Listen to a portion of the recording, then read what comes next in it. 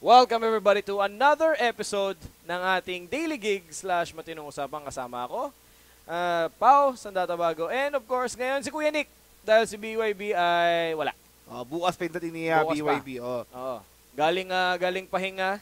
So today, sa ulo ng mga nagbabagang balita, sa wala na paligoy-ligoy pa, tatlo pag-uusapan natin ngayong headlines. Number 1, Gabby allegedly out of Clutch Gamers. So pag-uusapan natin yan.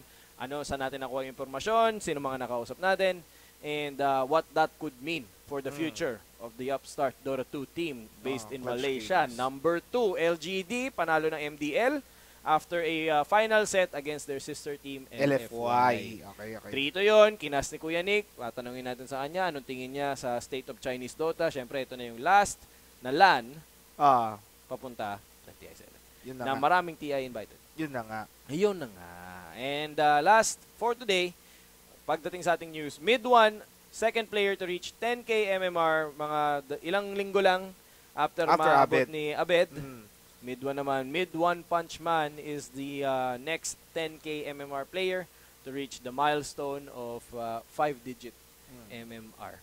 So tag nyo yung tropa nyong kulang ng 2 digit para sa para sa MMR. And sa ating matinong usapan, pag-uusapan natin the aftermath of Clutch Gamers, if indeed totoo ang balita that they are disbanding. Look back. Look back tayo sa nagawa, nabuo, and how the team they fade. How they faded. Kasi syempre may nabuo rin naman talaga sila, pero rise and fall yan. Okay. So, yun po, diretso po tayo sa number 1 natin. Gabby allegedly out of Clutch Gamers in a Facebook post sa kanyang personal na channel.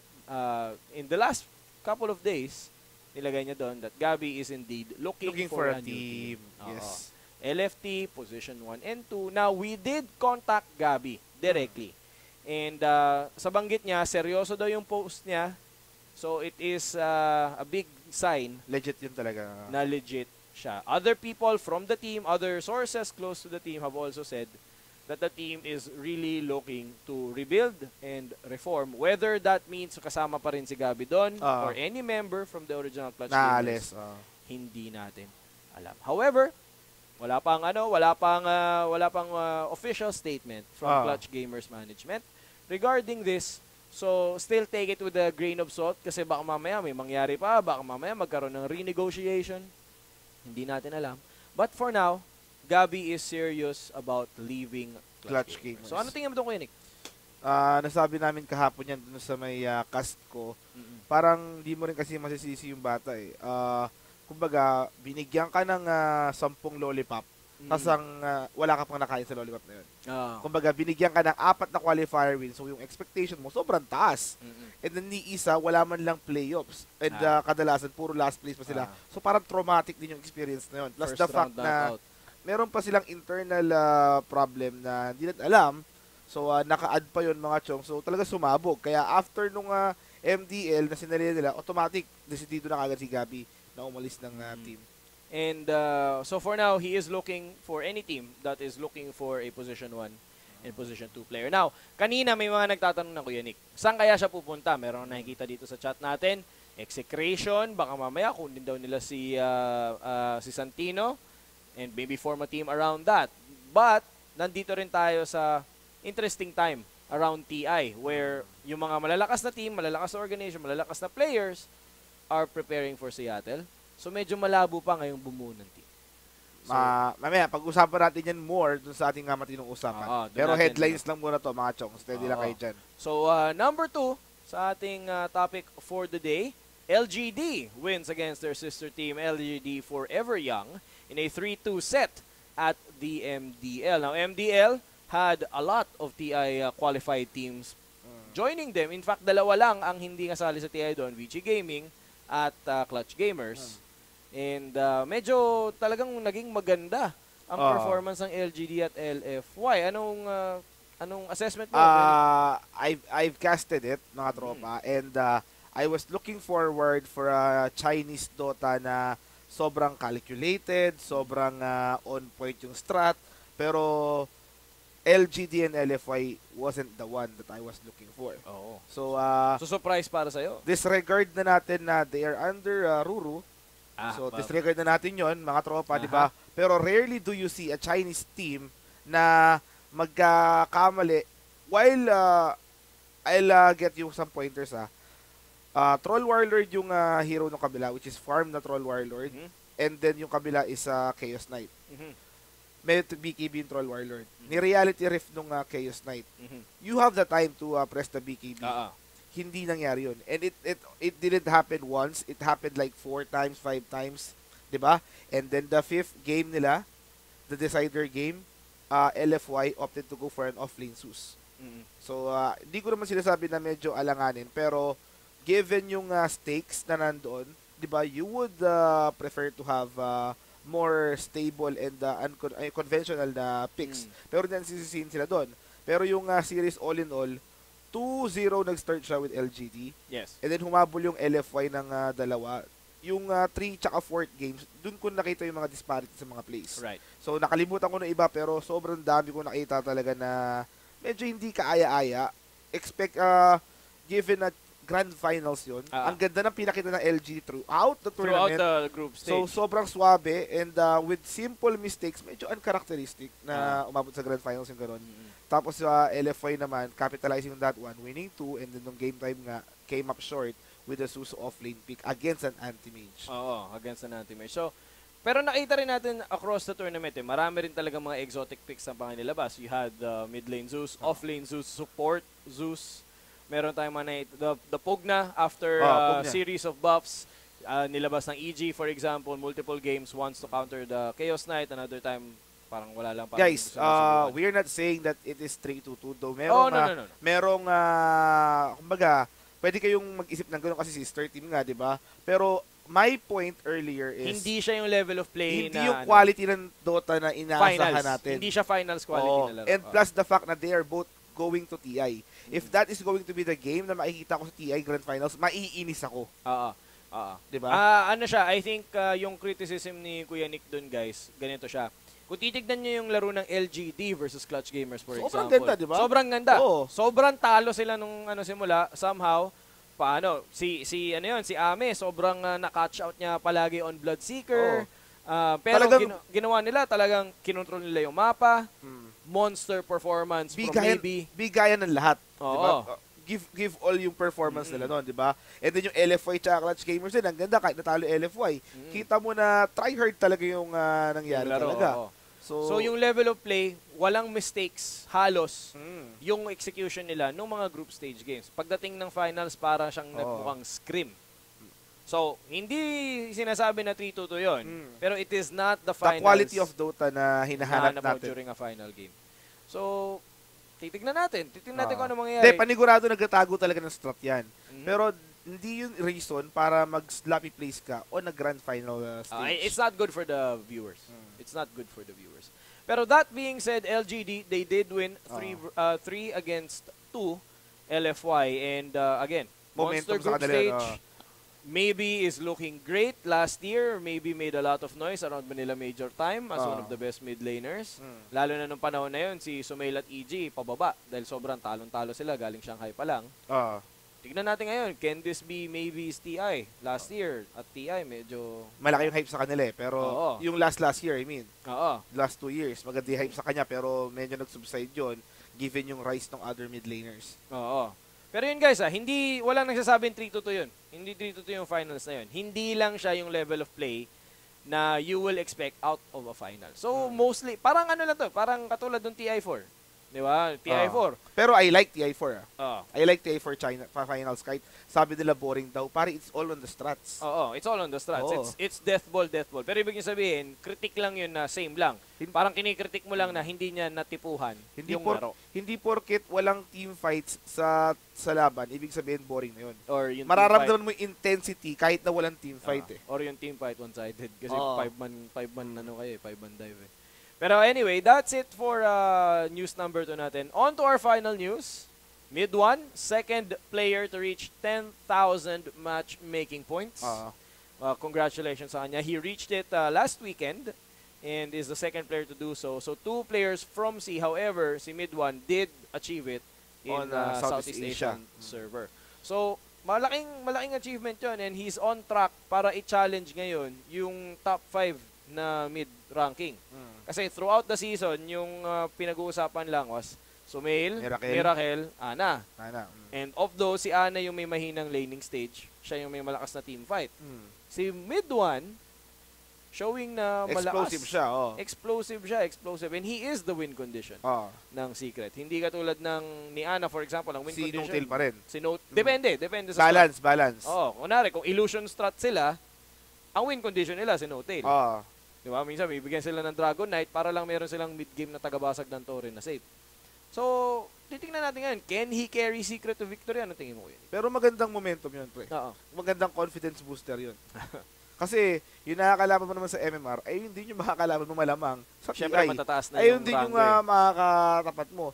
So, kung nananalo siya sa laro, kalaban niya yung mga mid laners na yun, yung confidence niya, pag nakatapat din sa TI yun, ito, tinatalo ko na to ng MMR. So, hindi man ganun kalaking factor, pero merong mindset yun on the mid lane matchup. And I think right now, one of the things that makes mid 1, I think, on track to be top 3 in the world talaga, if not already, yung level of play niya sa mga comfort hero niya, for example. Yung Invoker niya, comfort hero niya no Fanatic Taste, right? But now you're also seeing him play a lot more Storm Spirit, a lot more Templar Assassin. Yung literal talaga na win condition ng team. And he's very aggressive with it. Kapag yung mga carry niya, kasi right now, di ba si Yapzor nagdadala ng mid. Yapzor, phenomenal player as well. Yung 4-4 nila. Yung 4 nila. Nyx Assassin God. But, nakikita mo rin na kapag sobrang dehado rin ni Yapzor, ang nagdadala rin talaga ng laro is si Bidwan. So, he's a big share ng team sa mga panalo nila. And yung 10k MMR na yun, patunay lang. Pride-wise, guys, for sure, abed tayo, pre. Yeah. Pero ang ganda nung attitude ni Mid-1, parang nakuha niya yung attitude ng Virtus Pro na hindi, medyo mayabang, pero kumpiyansa. Diba? Nung nag-tweet siya, diba? Parang nasa isip niya mangkakarni na daw sila. Yung parang mala UFC na fighter na mindset na nag-training ako, ginawa ko lahat ng preparasyon, so ba't ako mahihiyang sabihin yung gusto kong sabihin. Sabi niya nung Kiev Major, di ba, nakapasok na kami ng Kiev, maganda na kayo dyan. Parang gano'n, maganda yung kumpiyansa, gano'n, boy. And ayun yung kailangan natin sa scene. Sure, yeah. Kasi medyo, medyo boring di ba? Medyo boring, medyo boring yung scene natin di ba? So, Mid-1, I'm rooting for you, pare. Baka daw malaglag yung laptop ko. Salamat. Ayan, yung laptop natin. So, ngayon, salamat sa Twitch, sa sticker. Thank you.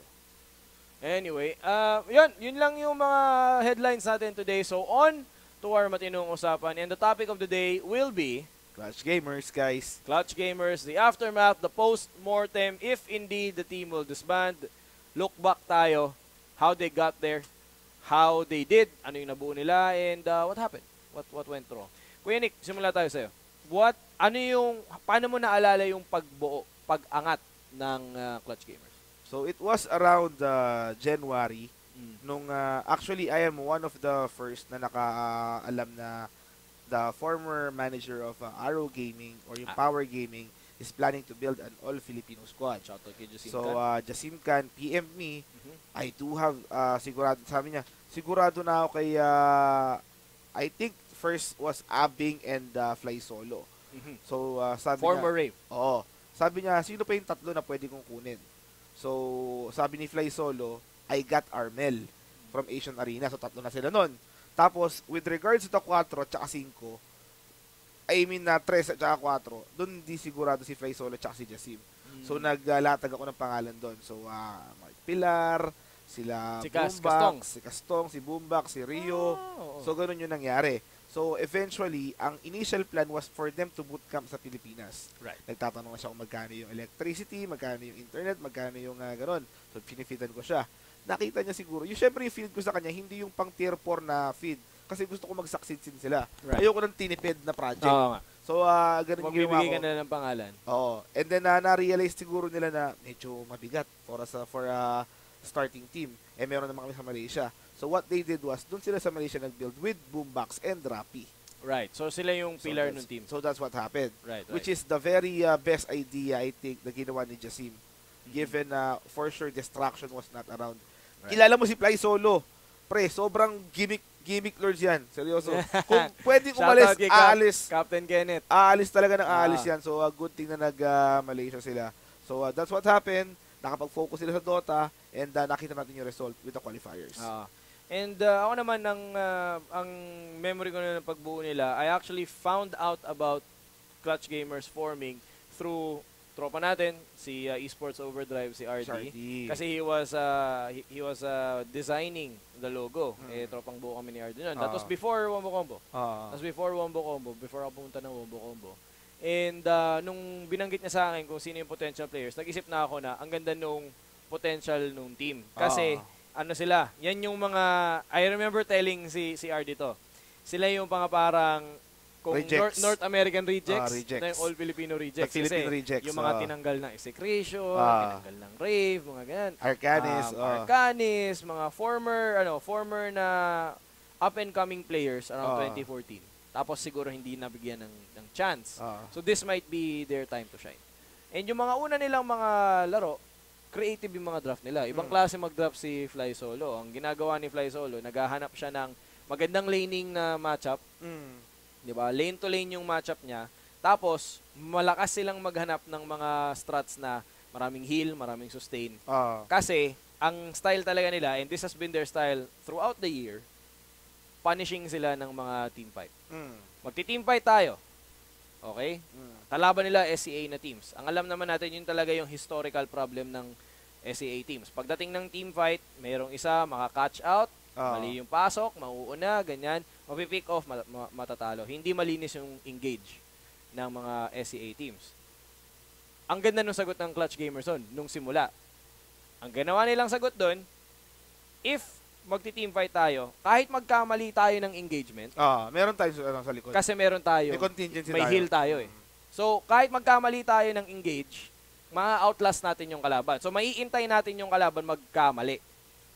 And, a big part of that, syempre, necessary na maganda yung laning matchup natin. So, sila nagpauso nung Shadow Shaman na tri-lane na support, pampatay ng shoutouts, Hollywood na plaka nandito sa gilid.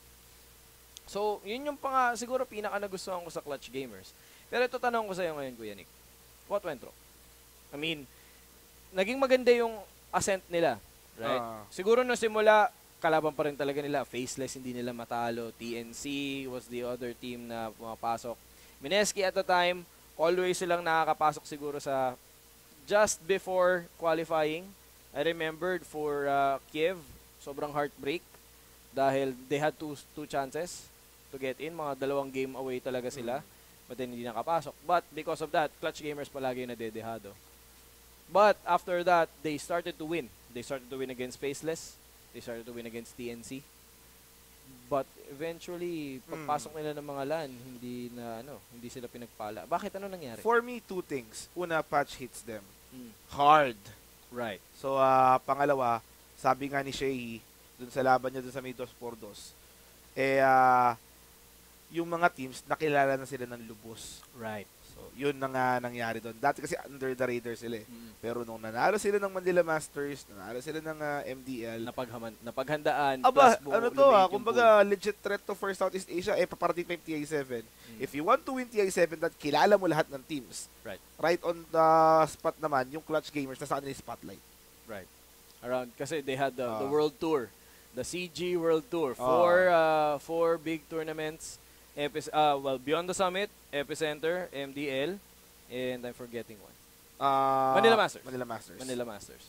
So, ganun ba kalaki yung Okay, so titignan natin ngayon. Meron ako nakita dito sa chat eh. Simula nung na-nerf yung Shrine, na-abuse kasi ni Rappi dati yon. Okay. And lumiit yung hero pool nila. Okay. Right? So, yung hero pool na yon, I think yung pinakamalaking nawala sa kanila was the position force. Sobrang lakas din nung position 4 nila na Monkey King. Gamit ni Boombox. Nung nawala 'yon, wala rin silang masyadong nagawa. At the time na malakas yung Monkey King, malakas din yung 3-hand Protector, which was their other position 4. Kasi yun naman yung pang-counter kay Monkey King. Nung wala nang masyadong aggressive na 4, hindi na rin nila kailangan gamitin. Nawala rin. So, I don't know. I don't know exactly what happened. I think lahat ng mga factors na yun nagkasama-sama lang. And eventually, talagang nawala. Plus the internal Okay. shifts that has happening. Sige, so, We don't know kung ano man specifically mhm. yung internal shifts na yun. Pero syempre, given yung experience ng mga bata with any kinds of distraction, maapektuhan sila. Panigurado. Oo. I do know, for example, that malaking bagay sa mentality nila yung hindi sila nakahabol ng visa. Yun. Kasi hindi rin talaga madali. Ah. Hindi rin talaga madali. And at the time, parang sila na mismo punta sila ng Philippines para asikasuhin the players themselves, nag-asikaso nung kanilang visa. And that takes away from your yung mental strength mo as a player, yung practice time mo as a player, nawawala rin kasi kailangan mo luminya dun eh. Kailangan mo luminya, kailangan mo pa-appointment, kailangan mo mag-follow up. And all of that mental na load, yung mental baggage na yun, it wears on you. Bibigyan ko kayo ng example TNC do have Paulo C, their manager, hands-on, and they do have an analyst in KIPS. Mhm. So, poproblemahin na lang nila kumbaga is yung gameplay nila. On execution side, they do have Beho. They Right. do have a coach on BYB. Meron pa silang cook in McKay. Di ba? Si Maki, shoutouts kay Maki. Di ba? And then kay Happy Feet, they do have Scansor as their coach. And then meron silang katulong din. So wala silang poproblemahin ulit. Laro na lang. They do have a manager too as well. Right? Di ba? And then for Mineski, they do have Yam. And they do have all Super those manager. person. Si Super manager. So, I think... Not to mention the whole Mineski organization. I'm not saying na sobrang walang existence yung manager ng Clutch. Pero what I'm saying is magkaiba yung level. They could have done more. Magkaiba yung level ng organization. They could have done more for them to support the team. Yeah. I agree. I think malaking bagay din talaga dun. We saw how TNC transformed the moment they had more people supporting the team. Your player goes from having to think about kailangan kami magpa-practice. Sino yung kalaban namin? Ano yung schedule ng scrim namin? Nag-aaral na ba kami? Nag-compile na ba kami? May visa na ba kami? Sino Magluluto pa ako. ko? Magluluto pa ako. Pag Kakain. nawala lahat yun, iniisip na lang niya, paano ko papatayin yung kalaban ko sa MIP? Ganun na lang eh. Malayo na yung mindset eh. So, it's a big deal. It's a big deal for them. Actually, punta muna tayo sa Nick, sa Twitch na natin. Tingnan natin kung ano yung inaano. Ayan. Sabi ni Papi Franco, they need a good coach and analyst and ang liit masyado ng hero pool nila. Gabi daw, limited ang hero pool. Mang-kicking ni Boombox na wala. Boombox, best player sa team. What do you think about that? Boombox, best player. I mean, I think Gabi yung pinaka nakikita ng tao, but sabi dito, Boombox daw. What do you think? Currently, best player is, I think, still Gabi. Right. Pero yung highest potential, I'm saying it's Armel. Right. Boombox, one of the most steady player sa team. So, alam niya what it feels like to be a carry given he's been the carry player for Arcanis and the Cebu teams for too long. Yeah. Diba? Kaya, sobrang ganda. Marvin Snow. Sobrang ganda na natutulong niya sa team with the support role. Tsaka I think si Marvin din, because isa rin siya sa mga pinaka-experience on that team. Maganda yung niya. Siguro yung meron siyang impact na hindi not the same as yung makikita mo, alam mo yun. Kasi may impact na hard. Yung hard impact makikita mo sa gameplay. But then there's also the impact na outside the game, right? Mentality-wise, that's a lot. For example, si Adam 343, that he provided that last year for Fnatic. He provided drafting and mindset. And because of that, Fnatic ended the year. Multiple major top 8s and then a top 4 TI. Pero medyo masakit lang kay Gabi to guys. Kasi isipin nyo the moment umalis DJ ng execution, umalis din siya. Right. And with that, panigurado ang mindset nun, gusto ko mag-TI. Right. Diba? And guess what? Sino pa nasa TI ngayon? Yung inilisan yung team, which is yung execution. Diba? Yeah. Sobrang sakit nun, boy. Oo nga. Diba? Mahirap nga talaga. And then, ang naman natin, makikita mo rin maganda rin sigurong pag-usapan yung journey ni Gabi. This year, right? He came from Asian Arena. He was the mid player for Asian Arena. Ember Spirit Spammer Lords. Right? But then, maraming team ang nakakita ng potential niya from that last MPGL. I hope bumalik na yung MPGL. Kung meron mang taga-Mineskin na nakikinig, balik niyo po yung MPGL. Dahil importante siya sa local scene. Local scene. And what else? From that point, pumunta siya ng execration. Pero after execration, di ba, banggit niya nga is gusto niyang umalis. Sabi nga ni DJ, gusto niya rin niya talagang umalis. Pagdating niya sa CG, doon talagang nakagawa ng game plan around him. Diba? Nakagawa sila ng mga game plan around him. And naging malaki talaga yung impact niya. Maybe not as popular as the Gabi ng execration. Pero makikita mo pa rin na malaking bagay pa rin yung safe lane Obsidian Outworld Devourer, for example. Na kung wala siya doon, walang magagawa yung team nila with that kind of lineup. So, hopefully, kung saan man siya Pero pupunta. with that Gabi slot gun, there will be an slot open for someone to rise up to the occasion with regards to that one. So, tingnan natin kung sino yun. Mag-choke ba? Or mag-excel on that open slot, which is yung uno. Yung uno yun. Ng Clutch Gamers. Very important. Very important na kasi yun talaga yung win condition mo eh. We'll see. We'll see. May nakikita ako dito may nakita akong mga suggestions dito na sana daw mas explosive yung offlane nila. And overall, siguro nasasabi natin yun kasi tinitignan natin ng pabalik eh.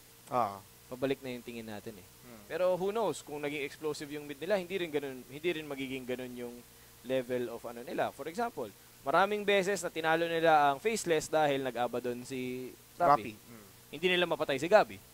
Right? Hindi mangyayari yun kung hindi ganun yung playstyle nila. So, mahirap sabihin kung sa ngayon. Ang pwede nila natin gawin is look back and see kung saan pupunta. Let's see. Sino pa bang tignan natin who else marami sasuggest ng player dito, Santino, mga ganun. Pero ang problema kasi, though he is a flexible player, mas nag-excel siya on the mid lane, which is ayaw naman na putulin din ng Clutch Gamers yung momentum ni Arnel, who is doing well on the mid lane. So, if ever meron kayong kailangan pansinin, I think it is the teammate of Santino na hard carried ngayon, si Pason. Kasi, with regards to Happy Feet, Pason with Happy Feet, hindi naman siya dati. Dati, di ba? So, si Pason with Happy Feet, hindi naman siya down performance eh. It is just, mas maganda yung chances ng Happy Feet with Jeyo. Kaya nawala si Pason. Pero, I think, one out of the underrated, kung may problema man si Pason, which is, I think, yung working ethic niya kasi given sobrang veteran niya sa scene, kumbaga alam niya na yung mga work around, kaya hindi na katulad ng mga bagong player na laro-laro. Laro-laro lang. Alam niya rin yung importance ng pag-aaral, for example, yung research and all of that. And, tignan natin, marami silang but again, hindi natin pwede sabihin kasi, or di natin masasabi kung saan sila pupunta dahil it's TI season. The moment TI is over, teams will disband, players will move to other teams, players will talk to each other in Seattle. So, may malaking chance pa talagang magbago yung landas. Di natin alam, baka next week sabihin nila na we re-signed Gabi onto Clutch Gamers for an extended and we'll build around it. We don't know. Diba? Let's see. Meron ako nakitang tanong. Ito gusto kong sagutin mo kasi kakagalan lang natin ng TNC Cup, which was an amateur tournament, right? May nagtanong, paano ba makasali ng pro team? MMR lang ba talaga ang basehan? Maraming ways actually. One of the best, syempre, MMR kasi everyone will be seeing you on that scale, plus the fact na you will be going up against the pro players themselves. Right. Tama? So, yun yung una. Pangalawa, you should join teams, gaano man kaliit yan, gaano man kalaki yan. And kung may gusto kang patunayan mo from down to up, mga chong. Okay? Kung sa tingin mo, malakas ka and you deserve to be a pro player, but di mo simulan sa baba. Diba? So, kung sa baba pa lang, di ka na manalo, what made you think na kaya mo yung competition on the higher scale? Diba? So, I think for me, ayun, it's MMR and create or join a team and show them what you got. Mga chong. Ako, I think, ang gagawin ko lang, I agree. I agree 100%. And we talk to teams. We talk to team owners. We talk to recruiters. We talk to managers. We talk to coaches, analysts. And isa ang nakikita kong common din talaga na factor on how to make it as a pro. And real talk, guys, hindi lang just a number ang MMR. Hindi lang just a number ang MMR. MMR is the baseline that gets you recognized. So, ano ibig sabihin nun? Sir Mike, Oh, Ayun. ito mo, may MMR si Sir Mike. Number lang yung MMR niya. Oo, Pero yun nga lang. na-recognize niya. Pero Ayun mali, iba yun, iba yun. Iba yun, iba Kabilang dako ng mundo yun. Oh. Exactly. For entertainment purposes yun. Pero pag competitive, Competitive, doon ka talagang sa mataas. kailangan. Oh, doon ka sa mataas. Kasi ang sinusukat ng MMR, guys, hindi lang skill. Ang sinusukat ng MMR, kung meron ka bang mentality ng pro. Bakit? Ano ba mentality ng pro? Mag-grind. Yung pag natatalo ka, kaya mo pa rin manalo. Kaya alam mo yung nag-streak ka ng 10 talo, pagkatapos nun, iisipin mo, okay, kailangan kong mag-improve. Pag nag-improve ako, eto na, tataas na ulit. Yung pro mentality talaga yun. Yung Mamba mentality yung sinusukat I nun. know someone, pare, he used to be one of the top MMR players, pero yung attitude niya is not for a pro player, kaya hindi rin lalagpas. So, baseline talaga yung MMR kasi dun mo talaga nasusukat. Yes, you have the skill and you have the mindset to keep going. Kasi, meron ako nakikita ko yan, Nick, 3K MMR nga lang, pero 8K yung galawan. Hindi totoo yun. Kasi kung 8K yung galawan mo, dapat 8K ka na. Sasabihin mo, kakampi, ganyan. Hindi naman sa lahat ng oras, kakampi mo, tangi. At saka hindi rin sa oras, pag nag-pro team ka, hindi mo rin mapipili kung sino yung gusto mong kakampi. Oo, may mga times, hindi rin kayo magme-mesh, mag-aaway kayo, magsasagutan kayo. It's how you handle the situation. Kung gaano ka tatag yung mentality mo, yun ang sinusukat ng MMR. And after you get a certain level of MMR, yung mga kalaban mo, pro na rin. So the pros will see your skill, will see kung paano ka kausapin sa loob ng laro.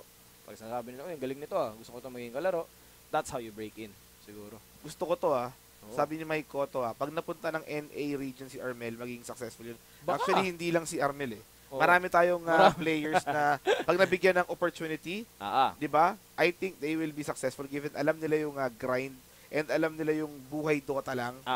Di ba? Which is hindi pa ganun yung ibang mga region. Kaya I think maraming potential pero hopefully mabigyan opportunity. Marami naman. And I mean, NA regions, commonly they have very deep pockets. So with that, ibig sabihin kaya nila mag-invest for like 2 years time. Kaya nila mag-invest sa development din ng player, right? Hindi ka na mag-iisip ng, okay, kailangan ko ng pera, ganyan. Hindi na. Laro na lang talaga. Pagpapalakas na lang talaga ang iniisip mo. So, pwede. Pwede siguro. Let's see. More things na So, ibig sabihin, may ginagawa ang ibang regions na effective na di natin nagagawa. Hindi, yun nga lang. Meron silang, kumbaga, tayo, pagka sumakses, nice one. Pero pag hindi sumakses, sige, di kinaya Yung NA, yung ibang region, meron silang option na huwag kang problema. Umpisa pa lang yan. Tuloy-tuloy tayo. Kasi meron silang investment talaga Gets. 'Di ba? Tsaka I think doon mo makikita talaga the fact that economically mas malakas talaga sila sa Pilipinas, sa SEA. Kasi yung opportunity meron na rin yung CA Oo. Meron na rin opportunity tayo. Kasi kung isipin mo rin, the baseline of player, guys, in any kind of industry na ganito competitive, top heavy talaga yan So kung top heavy siya, ibig sabihin, kung manalo ka, ang ganda ng buhay mo. Kapag hindi masyado. Ayun na nga. Mas lalo pa sa SEA. Kapag hindi ka nanalo ng tournament, mababa yung sweldo mo. Buti nga kung may sweldo kayo siguro Di ba? So, pwede siguro na yun yung ibang ginagawa ng ibang region. Kunwari, sa Europe, gusto mo mag-player, sumali ka ng team. Hindi mo naman na iintindihin na kakain ba ako bukas o ganito ganyan. Di ba? So, guys, and we will see kung paano yung kapalaran dito. Pero for sure, I think si Abed mag-i-stay yun. Digital Chaos yun, boy. Oh, I hope so. I mean, it's good for him. If he wants to come back as well, sana makahanap siya ng team na bubuo around him. Or if not, Digital Chaos is a good opportunity naman para sa kanya. So, be happy na lang para sa kanya kung ano mapipiliin niya. Let's see. May nag-PPM. Meron po si Alo. May nagtanong ko yan kamusta daw yung TNC Girls Audition? Yung Girls Audition na TNC, natuwa naman kami doon. Kasi Natawa kayo doon? May mga mangilan-gilan naman na malulupet. Pero mas matutuwa kayo rin pag nilabas na namin yung video ni Sir Mike. So makikita nyo rin yung tuwa namin. Makikita nyo kung ano yung nangyari doon. Pero overall, naging maayos naman. I think some of the, kung taga-subaybay kayo ng Dota 1, Dota 2 scene, ng mga tournament scene, yung mga PGF dati, may mga girls tournament, makikita nyo doon, nandun si Riz Natividad, for example. Some members of formerly TNC Aries, Fire Vixens, mga ganun. nandun naman. And overall, naging maayos naman. Tignan natin kung sino kukunin nila. Pero ang plano ko ron, pre, nakita ko yung success ng TNC All Girls, di ba? Magpapa-register din ako, pero di ko sabihin kung anong team. Paparegister lang. Marami pala pumupunta ron. Tiba pa lang mata ron pag ganun. Is the situation of players in SEA similar to the conditions of shoutcasters in SEA? Pareho ba? Bakit? Bigla mo naman kami dyan sa tanong mo na yan, sir. Medyo di kami nakahanda dyan sa mga... Di ako naka-shield. Oo. I think mas delikado for the shoutcaster. Yeah. Kasi, unlike with a player, pag magaling ka talaga, you can land into like 7 to 8 options. Maybe international. Pero with regards to shoutcaster, at the moment, it's only Mineski and Womboix combo. In the Philippines? In the Philippines. Pero if you want to break outside, mahirap. Pag may sa labas, sobrang dami talagang nag-i-English. Talaga na sobrang galing na. Pero dito kasi, kumbaga sa amin sa Wombo, we are already 7 to 8 na caster. Diba? So, yung 7 to 8 na yun, salang-sala na yun, boy. 6, easy. Diba? So, salang-sala na yun. So, depende sa'yo kung sobrang galing mo talaga mag-shoutcast, that's the time na mapapansin at mabibigyan ka ng opportunity. Pero kung masasabi ng studio na pasensya ka na, nandito pa si Calbs, nandito pa si General Tuna, so we don't need at the moment ng caster. So yung opportunity hindi ganun kalaki. Tsaka I think real talk lang din, it's the salary is not the same. It's the same in professional sports, diba? Yung kontrata ni Stephen Curry, it's not going to be the same as the people shout, commentating the games for of his NBA. game. Diba? Sobrang layo. It's really far and away. So, SEA definitely lags behind the rest of the world in terms of infrastructure in every situation. Teams, players, shoutcasters, other talent. Siguro you'll only do fine if you're a good writer. But even then, that means you're writing for someone else. For example, ako, nung writer ako around SEA, sobrang baba. It took me 2 years before I started writing for bigger publications. ESPN, for example, most recent. And kung i-compare ko yung compensation ng ESPN from the time na nagsimula ako sa Southeast Asia, sobrang laki. Sobrang layo. Sobrang layo talaga. So, ganun siya on all levels. Pero, if you want to make that happen, susuportahan namin kayo. Kasi, kami naman dito, di naman kami nagsimula dahil na, Kuya Nick, mag-shoutcast ka. Alam ko, di ka pa marunong mag-shoutcast. Pero bibigyan kita ng 6 months na contract na 20,000 kada month yung sweldo mo. Hindi ganun. Kailangan, from scratch talaga, kung gusto mo, gawin mo. Okay? Hindi porkit merong sandigan, doon mo lang gagawin. Susugal at susugal ka talaga. Ito maganda itong tanong. Tanong ni Don Gerardo. Kuya Nick and Pao, do you think it's a good thing kung mas madami ang import veteran captains sa mga Pinoy teams like 1437? Ako. Okay sa'yo? Ako. Okay. Kasi, marami tayong veterans dito, pero yung mga veterans natin, hindi naman nila na-experience yung level of competitive na against nakuha other nila regions. 1437. Kasi against diba? other regions. Sabi mo na si Cass, pinaka-best option yun. Kasi nag-TAC siya, nag-Frankfurt Major siya. Lumaka siya diba? sa KDL, Korean Dota League. Korean Dota League. Pero yung mga veteran na captains natin, puro most of them, local scene talaga. Right. That's true. I think, ang question din naman dun is, yung tanong niya, di ba, ano yun, do you think it's a good thing? I think it's an okay thing. I think, ano lang yan kung gusto mo manalo, ang gagawin mo, maghahanap ka talaga ng someone that can lead your team in the way na yung kung saan kayo nagkukulang. It just so happens na ngayon, nagkukulang yung mga Southeast, hindi lang Pinoy teams, Southeast Asian teams, nagkukulang sila sa experience fighting other regions. We're good at fighting SCA teams. Yun naman yung kalaban natin palagi. Pero bakit nila kinuha si Kips nung Kiev Major? They wanted to beat NA and Europe.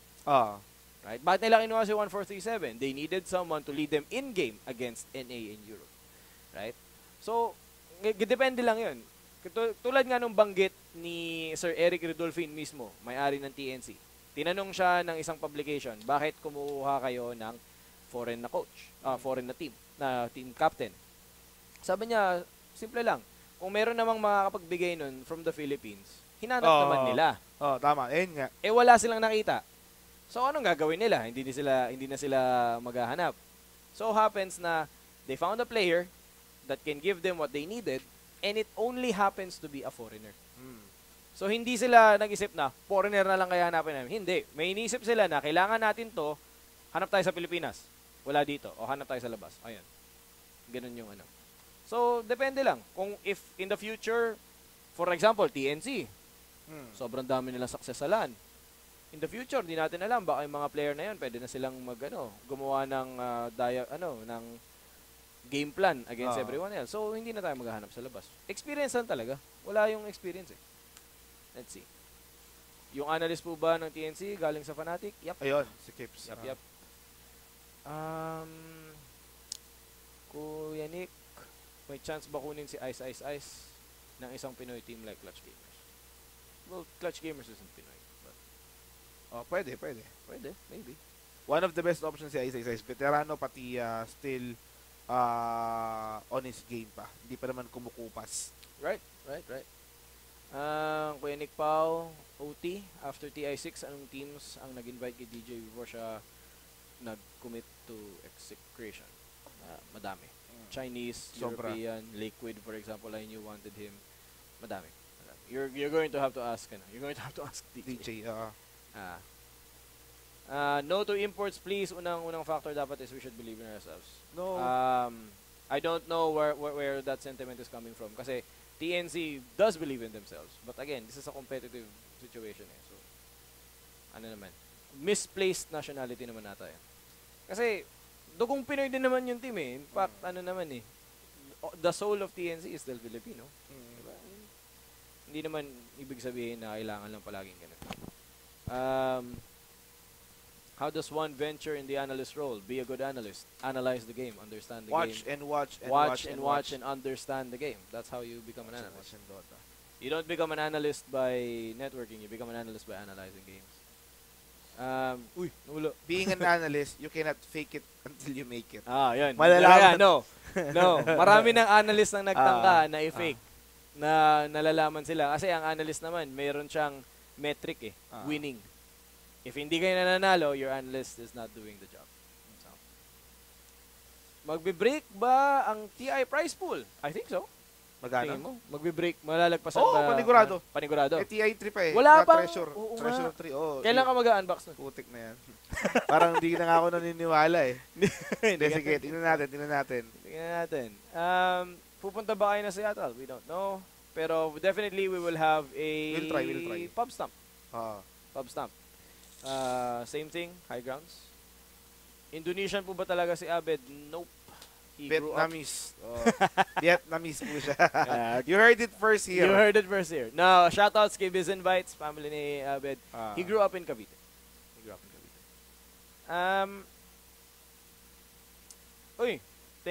Good job daw this quarter. Nanonood daw siya ng WXC kasi magandang content. Thank you very much. Shoutouts din kay Calbs na nandyan siya. Shoutout kay Calbs na nandito. Let's see. Na-triggered si Kuya Nick sa trash.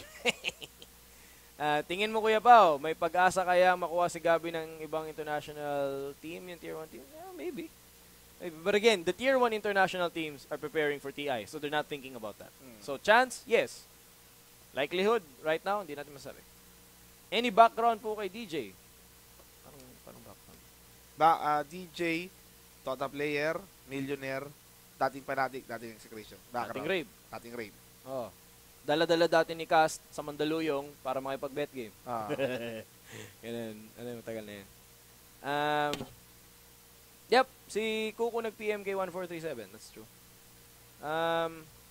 Saan lugar sa Cavite nakatira sa... I can't tell you. Manigurado yan. Grabe na. Kuya Nick at Pao, sa tingin nyo, aalis kaya si 1437 after... I don't know. Wala. Walang rektang sagot dyan. Wala, oo. Kasi, what if kulelat sila? Maraming chances eh. What if panalo sila? Di ba? Wala. We can't, sa Dota World, guys, the point is TI.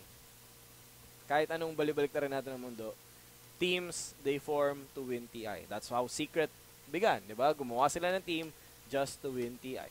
That's it. Nakakabawi o ba si G post TI? Ang answer ko dyan, they should retain CG regardless kung makabawi or hindi because yung mga teams na pasulong ngayon, paangat, ang problema nila is for them to be legitimized by the tournament organizer, which is Clutch Gamers already automatic when merong qualifiers, automatic invite na sila. Right. Diba? Right, So right. I don't think na kailangan nila mag-disband. Yeah. Meron chances dyan pero kailangan lang nila mag-reform. Yeah. Kuya Nick at Pao, ano daw ulam natin kanina? Ulam ko spam. Ay, hindi.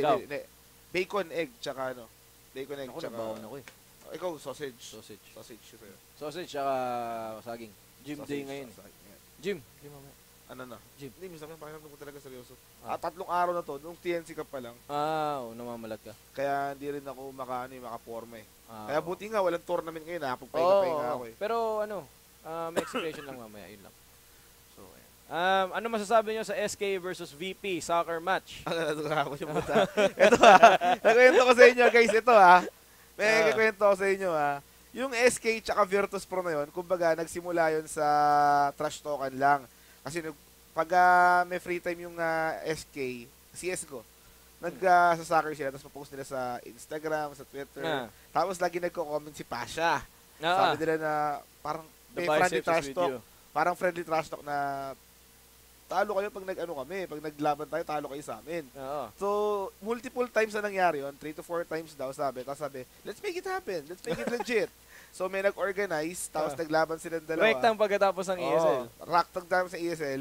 Naglaban sila. Ang ginawa ko ron, first goal. Tumaya ako sa Virtus Pro.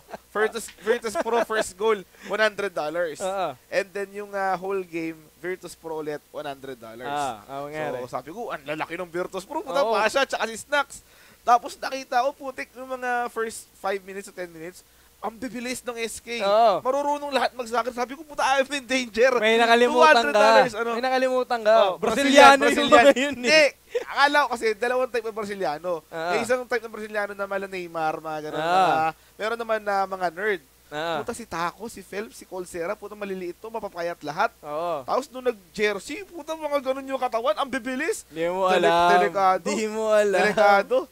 Tapos ang nangyari bigla, ang unang naka-goal, Virtus Pro. 100. 100, easy 100. Tapos? 100 Virtus Pro. Tapos? Kasi, ayun nga, tapos naging 1-1. 1-1 yun, tapos naging 2-1 Virtus Pro. Naging 3-1 Virtus Pro. Diba? Tapos naging, malapit na, second half na. Natalo pa putik. Natalo pa putik. Akala ko easy $200 na ako. Bawi naman. Zero. Na-enjoy ko. Zero. Zero. Na-enjoy ko naman. Na-enjoy ko naman. Nakakatawa dun si Snacks eh. Nung simula, ang bilis eh. Pagkatapos, lakad eh. Titong-tito na yung lakad eh. So, panoorin nyo if grabe. ever... Si Cold. Si Godzilla. Ang galing. Magaling mag-soccer ni Godzilla. Akala ko dati... Alam mo, off lang yung alam eh. No? Akala ko yung mga nerd na nagka-counter-strike lang na pala Sir Mike lang. Talent, rin pala, putik. Grabe. Grabe yun. Anyway, yun yung talagang natawa kami sa natawa kami dun sa show match na yun. Thank you sa nagtanong. Panoorin nyo if ever Panoorin nyo. Nakakatawa. Sobrang cool nun. Makikita nyo yung other side ng pro players. Oo naman. Tsaka ang gandang mga jersey, nakita mo, pang soccer talaga eh. Ang ganda. Let's see. Ano masasabi nyo kay Santino ngayon after seeing him sa TNC Cup? Will he have a good chance to get to a better team post-TI? Masyado pa maaga, sir. Masyado pa maaga, sir. Ako hopefully, makalusot talaga si Santino. Pero, you have to also put it in context. Malakas ang tignan, pero amateur tournament yun. Dati si Santino, on track na yun talagang mag-menisky talaga, mag-breakout talaga eh. So, alam mo yun, hindi siya, not saying na sobrang hina nung kalaban nila. That's not saying that. Ang sinasabi na namin, you have to put it in context. How will a player, yung performance sa high grounds, mare-replicate niya ba yun if he goes up against KNC? Higher competition. Higher competition. It's different. So, yun. Schedule ko nga pala mamaya, promote ko na rin. Alas 5, it's going to be Execration versus Happy Feet. And then 8 o'clock, it's going to be Young Minds, sila Santino, versus Miracle. Nice one. Mugel. So, yun. Tuloy-tuloy naman yung kasat ng WCA, kaya be sure na nakaantabay kayo dyan. Yun. So, malapit na tayo magtapos. So, a few more questions na lang siguro. Sorry, excuse me. Will BIB go to TI? Wala pang kasiguraduhan. Wala tayong kasiguraduhan. Hopefully. Of course, we're always praying for our good friend Mark Gavin, si coach na nandito bukas.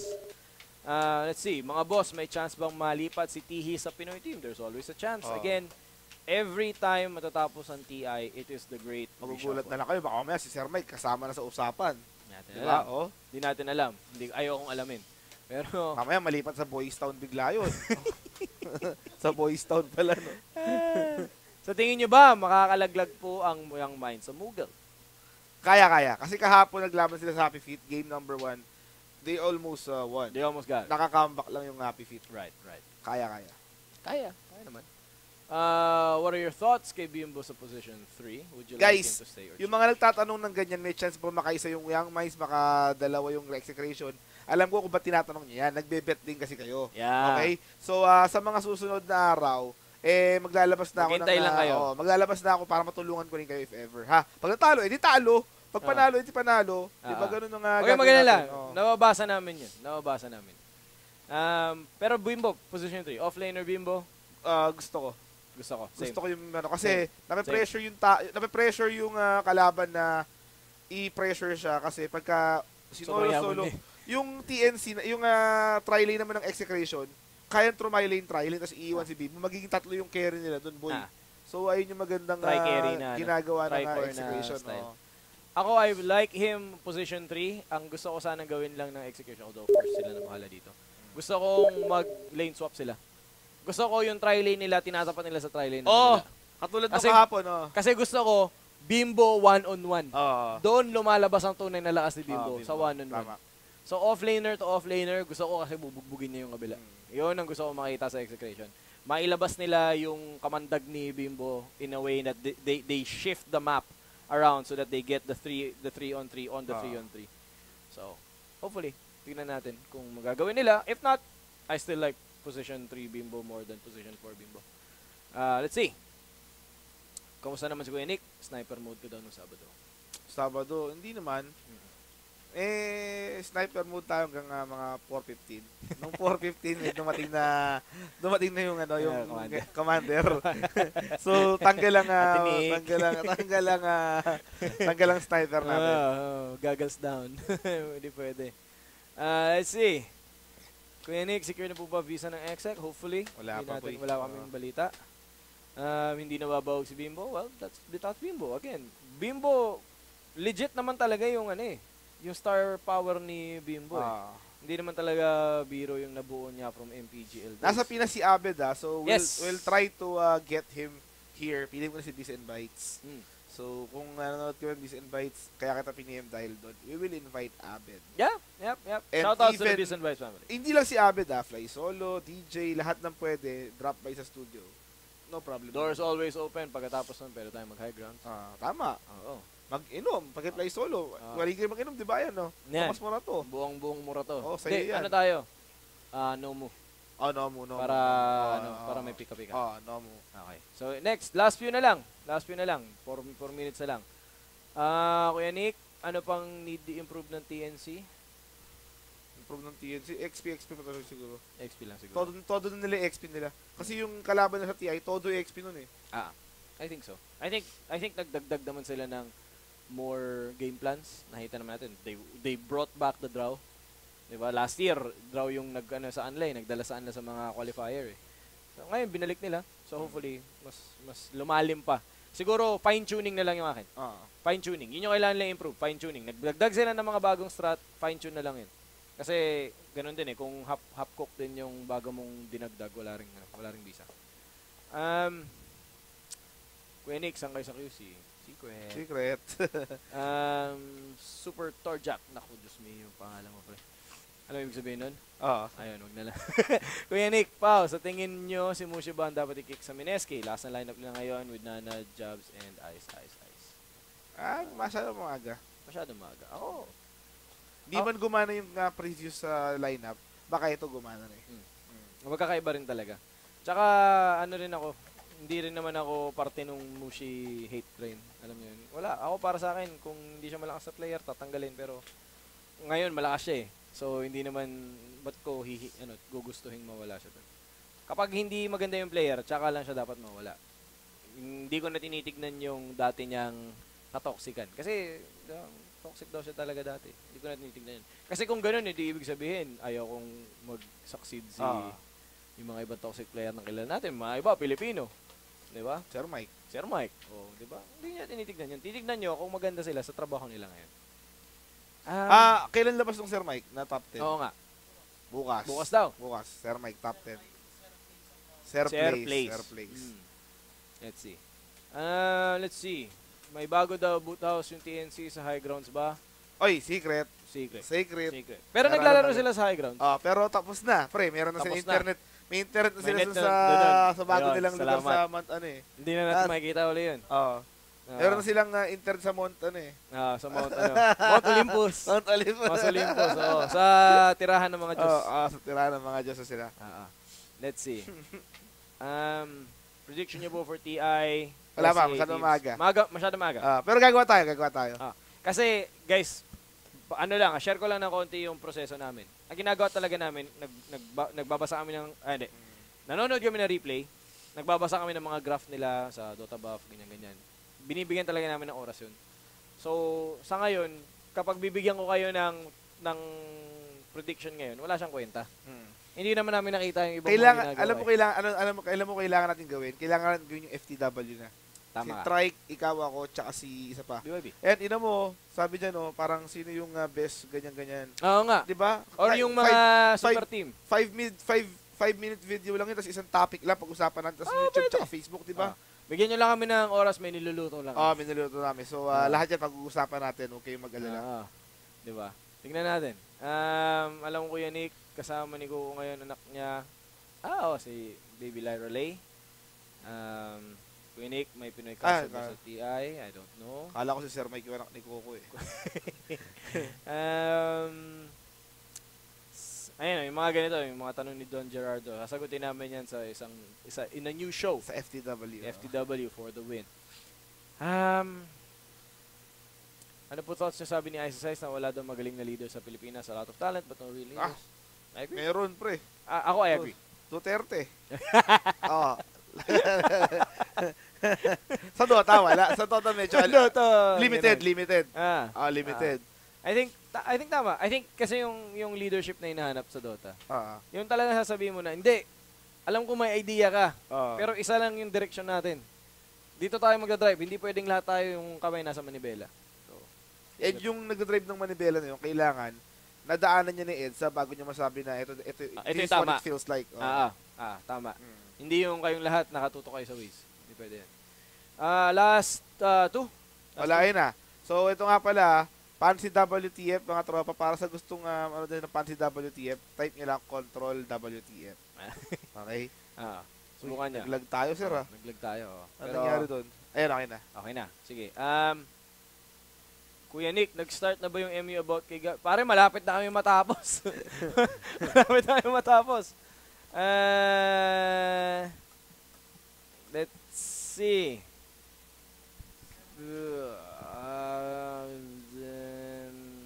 Pili ka nga ng dalawa. No question. Ayaw na bumili. Yung kay Sir Mike, ako muna isa. Sige. Yung kay Sir Mike, mga tropa, walang halong biro, I can see him going pro. Seryoso. You need to explain. Seryoso kasi di katulad dati na talagang tatanga-tanga talaga siya. Ngayon, alam niya na yung mechanics, unti-unti niya na siya natututo eh. So, sa tingin ko, within the year, bigyan mo ako ng within the year. Pagdating ng January next year, parang ako na mag-Dota. Alam niya na yung mechanics, marunong siya maglasit, tapos konting time pa, aangat yun. Aangat yun. Tingnan natin. I mean, makikita nyo yung growth nun, the highs and the lows. Naka-document lahat yun. Nandito lahat yun. So, hopefully talaga ano yun. Last one. Guys, ito lang sasabihin ko dun sa final na to Again, kung gusto nyo malaman ko sa Ice ba yun, sa Mineski po kayo tumingin, it's the prerogative of the org to reveal or whatever. What I will say is that there is no chance in hell that it is YYF. Kasi si YYF hindi marunong mag-English. Paano siya makikipag-communicate doon? Pangalawa, si YYF nagsistream sa China. So, hindi si YYF yun. Troll lang yun. Okay, maniwala daw. Grabe naman. Yung isang nagsabi, Xiao 8 nga eh. Maniniwala ba si Xiao 8 yun? Hindi siya, Hindi po ano yun. Sabi sa akin, Light of Heaven daw eh. Oh, yun pa. Light of Bigos. Bigos. Light of Bigos. Heaven eh, no? Putek. Si ano yun? Si Azen. Dignitas Azen. Yan. Yan. Hindi po si YF yun. Kung sino po yun, it's better to wait for Mineski. It's the prerogative of the To org announce them. to announce. So that's on them. Ayan. Last one. Sige, ikaw. Pili na. Ayoko na eh. So, ho.